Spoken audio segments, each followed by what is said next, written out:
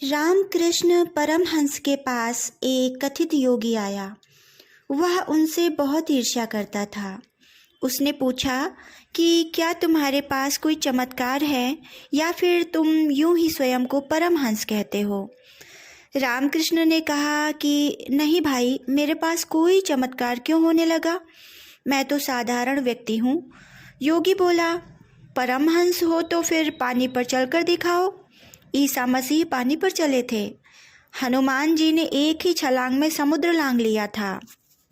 सामने गंगा जी बह रही हैं, इसके पवित्र पानी पर चलकर दिखाओ तो मैं मानूं कि तुम परमहंस हो। रामकृष्ण ने सहज भाव से कहा कि भाई, मैं पानी पर नहीं चल सकता, क्योंकि प्रभु की ऐसी इच्छा ही नहीं थी। यदि उनकी ऐसी इच्छा होती तो मुझे उसने मछली बनाया होता। सृष्टा ने मुझे जमीन पर चलने वाला मनुष्य बनाया है। मैं भला उसकी इच्छा के विपरीत कैसे जा सकता हूँ।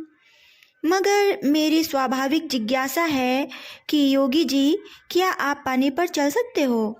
योगी ने तमतमा कर कहा, 18 साल हिमालय की कंदराओं में घोर तपस्या की, तब कहीं जाकर यह शक्ति प्राप्त हुई है कि आज मैं गंगा की सतह पर चल सकता हूँ, ठीक इस पार से उस पार तक। यह शक्ति यूं ही हाथ नहीं लग जाती।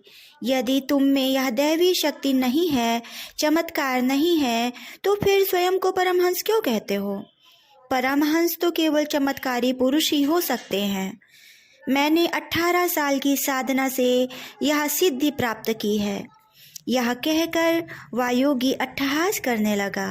रामकृष्ण परमहंस ने शांत भाव से कहा, 18 साल तुमने व्यर्थ गंवाए। मुझे तो जब गंगा के इस पार से उस पार जाना होता है तो मैं मांझी को आवाज़ देता हूँ। वह नाव से मात्र 2 पैसे में गंगा पार करा देता है। तो जरा विचार करो कि 18 साल में यदि किसी ने गंगा पर चलकर उसे पार करने की कथित सिद्धि प्राप्त की है तो इस कमाई की कीमत क्या सिर्फ 2 पैसे ही है।